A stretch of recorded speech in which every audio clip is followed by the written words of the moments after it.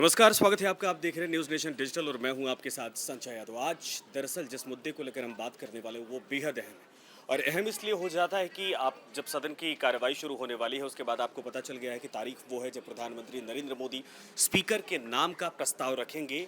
लेकिन स्पीकर के चुनाव, डिप्टी स्पीकर के चुनाव में इस वक्त जो गठबंधन की सरकार है, दोनों पार्टियां जो बड़ी पार्टियां हैं जिनमें जेडीयू और टीडीपी कहा जा सकता है, दोनों की भूमिका क्या होने वाली है और असल में स्पीकर के पद के चुनाव को लेकर जो पेच फंसता दिखाई दे रहा है, क्या वो 99 जब अटल बिहारी वाजपेयी की सरकार एक वोट से गिर गई थी, वो भूमिका एक बार फिर से देखने को मिल सकती है। क्यों कहा जा रहा है कि अगर विपक्ष की बात को यहां पर सरकार ने नहीं मानी या फिर स्पीकर के तौर पर यह जिम्मेदारी विपक्ष के हाथ में नहीं गई या डिप्टी स्पीकर का पद नहीं दिया गया, तो एक बार फिर से आजाद भारत में वो इतिहास दोहराया जा सकता है जो 99 में हो चुका था। मेरे साथ मोहित भी हमारे साथ जुड़ेंगे, लेकिन सबसे पहले मोहित, आइए, आपका वेलकम है। सबसे पहले बात इस बात को लेकर करते हैं कि स्पीकर के पद को लेकर ये खींचतान क्यों हो रही है। क्या ऐसी घटना इतिहास में घटी है जिसको लेकर अब आशंका जताई जा रही है कि ऐसे हालात ना बन जाएं कि विपक्ष की बात सरकार को माननी पड़ जाए या फिर स्पीकर के पद को लेकर टीडीपी या जेडीयू के सामने सरकार को झुकना पड़ जाए। बिल्कुल, देखिए, इतिहास में ये बहुत बड़ी घटना हुई थी जब एक सरकार केंद्र में, और खासतौर से एनडीए की ही सरकार थी वो, जो कि एक वोट से गिर गई थी। वो वाकया 17 अप्रैल 1999 को था, जब 13 महीने लगभग सरकार चली अटल बिहारी वाजपेयी की, और उस दौरान जो टीडीपी ने और उस वक्त भी टीडीपी सहयोगी थी, उस वक्त भी और डीएमके थी, साउथ की, तमिलनाडु बिल्कुल। की। और उन दोनों ही पार्टियों में से 13 महीने के बाद एक ने समर्थन वापस ले लिया। उसके बाद फ्लोर टेस्ट हुआ, और फ्लोर टेस्ट में जो उस वक्त जो लोकसभा स्पीकर थे, उन्होंने जिस तरीके से एक पर्ची अपने सेक्रेटरी को दी और उसमें जो चीज़ लिखी थी, उसके बाद वोटिंग हुई, और वोटिंग के बाद जो डिस्प्ले पर 259 और 270 का 269 और 270 का जो फ्लैश हुआ, उसमें खेल ये था कि लोकसभा स्पीकर ने जो पर्ची दी थी उसमें एक अधिकार दिया था कि एक जो कांग्रेस के सांसद थे, जिनको कुछ दिन पहले और ही वो उड़ीसा के मुख्यमंत्री बना दिए गए थे, लेकिन उनकी संसद सदस्यता नहीं गई थी, उन्होंने इस्तीफा नहीं दिया था। तो इस आधार पे वो भले ही मुख्यमंत्री थे, लेकिन यहाँ से इस्तीफा नहीं दिया था। तो यहाँ पर जो डिसीजन था वो लोकसभा स्पीकर के हाथ में था, के पावर में था। स्पीकर कैसी व्यवस्था करना चाहते हैं, कैसे उनको राइट देंगे या नहीं देंगे या इस्तीफा दिलवाएंगे, लेकिन वही खेल वहां पर हो गया था। वो एक सीट, एक खेल, एक सदस्य का एक वोट, और अटल बिहारी वाजपेयी की वो जो सरकार थी 13 महीने की, वो गिर गई। इसलिए इस बार ये अहम पद है और इसी को लेकर सबसे ज्यादा खींचतान है, सबसे ज्यादा कश्मकश है कि आखिर यहाँ पर कौन स्पीकर होगा। डिप्टी स्पीकर की, देखिए, विपक्ष भी मांग कर रहा है कि वो कहीं ना कहीं किसी भी स्थिति में कमजोर ना दिखे। अब तक जहाँ पर विपक्ष औपचारिक तौर पर नहीं था, लेकिन अब जो विपक्ष की संख्या है वो मजबूत दिखाई दे रही है। वो सरकार को हर तरफ से घेरने की तैयारी में है। अब जहां राहुल गांधी तो है ही, अब वायनाड से प्रियंका गांधी भी चुनावी मैदान में होंगी, जीत कर आती हैं, ये अब देखने वाली बात होगी। लेकिन ये जो समीकरण विपक्ष का जो रहेगा इस बार, वो बहुत दिलचस्प होने वाला है, संजय जी। अच्छा, ये कहा जाता है कि ओम बिरला जब तक स्पीकर की जिम्मेदारी में 5 साल थी, सरकार को उससे फायदा हुआ, लेकिन पिछली बार सरकार खुद के दम पर मेजॉरिटी में थी, इसीलिए किसी के पास ये पावर या ये डिमांड करने की अथॉरिटी नहीं थी या प्रेशर बनाने का मौका नहीं मिला कि वाकई में वो ऐसे पदों पर कब्जा कर सके। लेकिन इस बार टीडीपी वही खेल, टीडीपी का ही मसला पिछली बार में था, हालांकि डीएमके थे, इस बार जेडीयू आ गई है साथ में अलायंस में। तो क्या ये कहा जाए कि टीडीपी जो प्रेशर क्रिएट कर रही है, चूंकि टीडीपी के पास देखिए बहुत ज्यादा वैसा नहीं है, राज्य में उसकी सरकार आ चुकी है, अगर केंद्र में वो साथ में नहीं होते तो भी उनको बहुत लॉस नहीं होने वाला है, क्योंकि वो ठीक है विपक्ष में बैठेंगे, अच्छा खासा नंबर है उनके पास सांसदों का। हाँ, जेडीयू ये खेल कर सकती है क्योंकि जेडीयू बहुत जल्दी चुनाव में जाने वाली है राज्य में, और इधर अगर बड़ी भूमिका होती तो उसके पास राज्य और केंद्र दोनों को साधने का मौका मिल सकता है। तो क्या ये हम माने कि इन दोनों पार्टियों के किसी नेता को ये मौका मिल सकता है या फिर भारतीय जनता पार्टी के पास ये पद रह सकता है? सिचुएशन क्या कहती है? देखिए, प्रेशर में आएगी, बीजेपी प्रेशर में है, और खासतौर पर अगर देखें तो बाहर जो खबरें आ रही हैं उसमें सब कुछ ठीक दिखाया जा रहा है कि राजनाथ सिंह के घर बैठकें हो रही हैं, उनको जिम्मेदारी दी गई है कि कौन लोकसभा स्पीकर होगा। एनडीए में भी भारतीय जनता पार्टी का ही होगा। लेकिन जो एक बड़ी बात है कि टीडीपी को लेकर जो बात कही जाती है, सबसे ज्यादा चर्चा नीतीश कुमार की होती है कि वो यहाँ रहेंगे या वहां रहेंगे, कब कहाँ चले जाएं कोई नहीं जानता।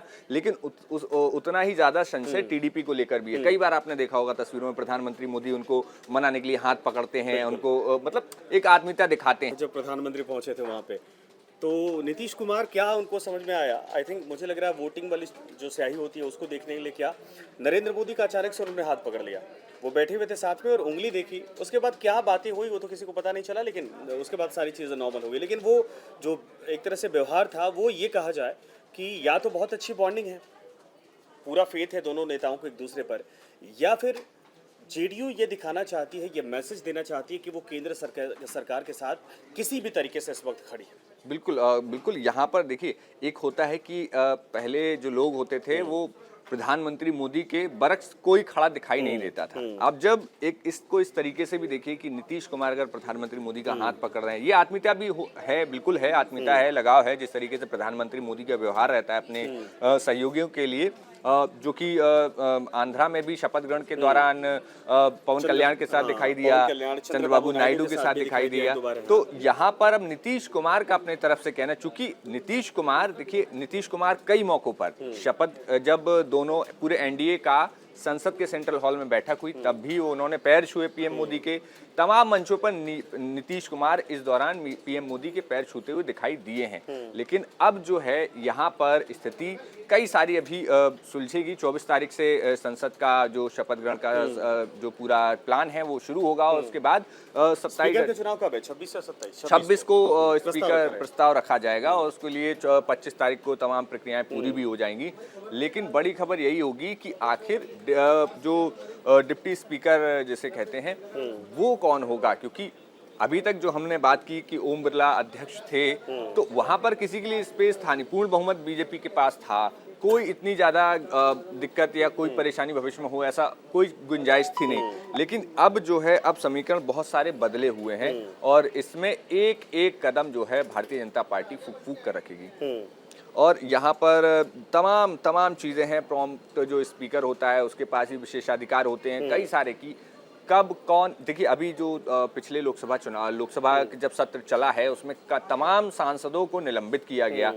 तो ये स्पीकर के पास ताकत होती है कि वो किसको वहां पर पूरी सदन की व्यवस्था देने का या फिर क्या वहां पर कैसे सदन चलाना है, ये पूरी जिम्मेदारी स्पीकर की होती है। इसी 5 साल के दौरान हमने बहुत कुछ देखा जो बिल्कुल नया था, बिल्कुल अलग था, और वो कहा जाए कि स्पीकर के खुद के विवेकाधिकार पर होता है, खुद की समझदारी, खुद की जिम्मेदारी होती है कि संसद को आखिर किस तरीके से चलाया जाए, क्या व्यवस्था देनी है। इसीलिए आपको बताएं, जब जिक्र होता है 99 का तो वाकई में ये बहुत दिलचस्प हो जाता है स्पीकर बालयोगी को लेकर। वो घटना सबको याद है, इसीलिए कहा जाता है कि स्पीकर का पद जिसके पास होता है वो संसद में एक तरह से थोड़ा सा उसका माइलेज प्लस में होता है। बिल्कुल। और बहुत सारे ऐसे फैसले होते हैं जिसमें लगता है कि वाकई में वो पक्ष में नहीं आ सकता है, लेकिन स्पीकर अगर साथ में है, या तो कॉन्फिडेंस में है या तो अपने पार्टी की है, तो उसका फायदा सरकारों को मिलता है। अब जरा एक बार वो जिक्र कर लिया जाए कि असल में 99 में हुआ क्या था। देखिए ये साफ हो जाएगा कि स्पीकर के पद की जिम्मेदारी और भूमिका कितनी बड़ी होती है।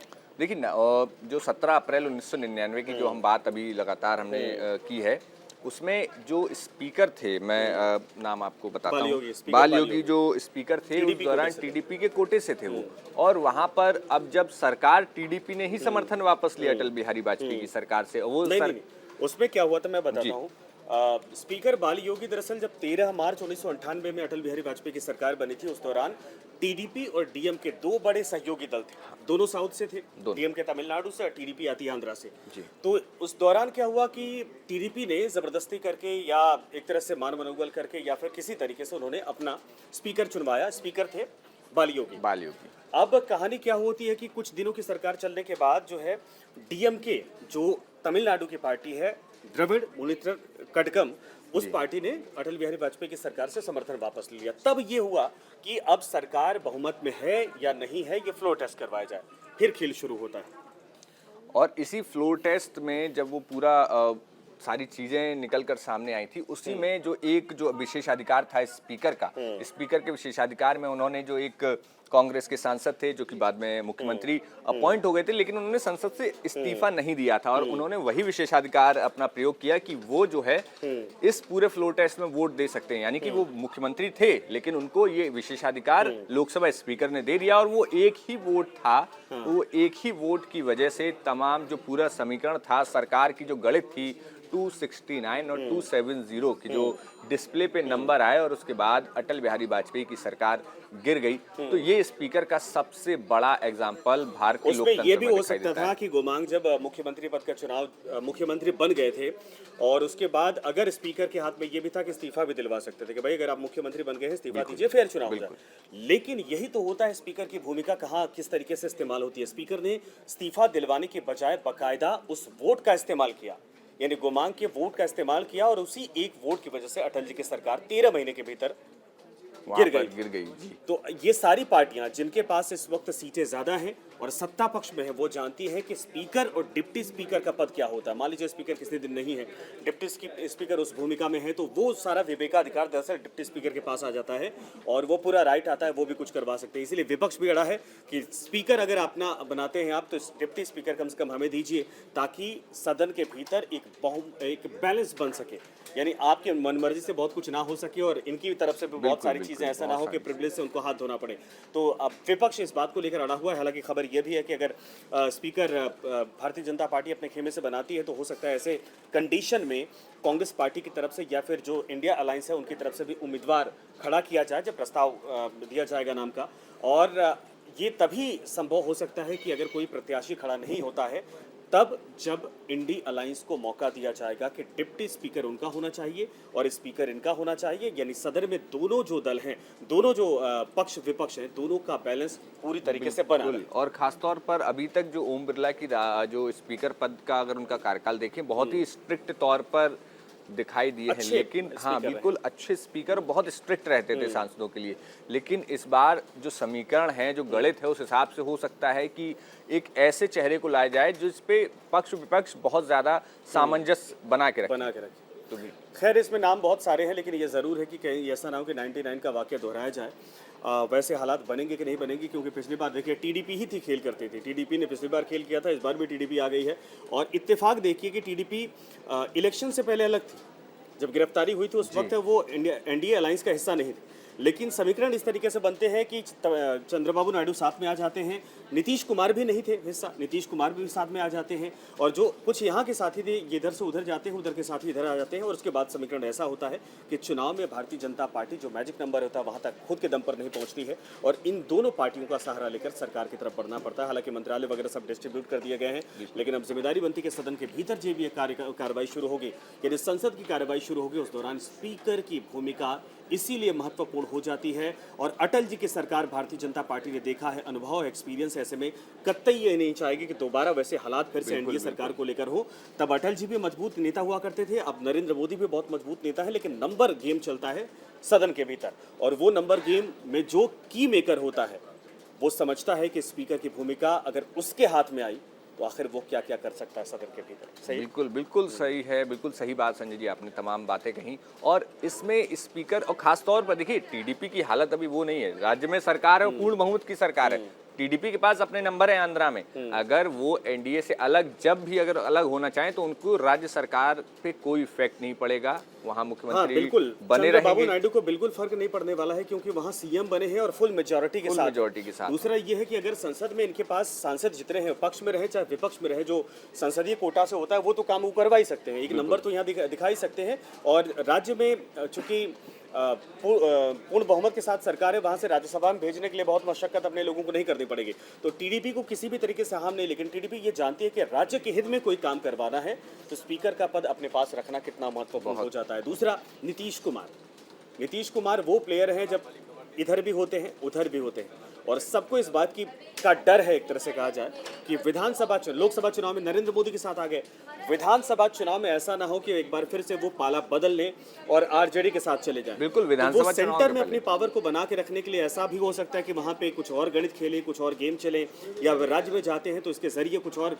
परिस्थितियां क्रिएट करने की कोशिश की जाए। क्योंकि अगर यहाँ से मान लीजिए जेडीयू छिटकती भी है, अगर ऐसी कंडीशन जो हाइपोथेटिकल क्वेश्चन या लोगों के दिमाग में सवाल खड़े हो रहे हैं, तो सरकार के लिए उस वक्त नंबर को काउंट करवाने की परिस्थिति आ सकती है और नीतीश कुमार उसका फायदा उठाना चाहते हैं अगर ऐसा हो। इसीलिए प्रेशर क्रिएट किया जाता है, हालांकि खुलकर तो नहीं बोला गया है, लेकिन ये संभावना है कि अंदर खाने जब चर्चा होगी तो जाहिर सी बात है तीनों दलों की तरफ से ये कोशिश जरूर की जाएगी कि अपने पास अपने ही पार्टी से स्पीकर का चेहरा होना चाहिए। बिल्कुल, ये चेहरा अब कौन इस चेहरे पर आगे कुछ दिनों में साफ हो जाएगा कि कौन इस चेहरे पर किसकी मोहर लगेगी और न्यूज़ नेशन आपको सबसे पहले बताएगा।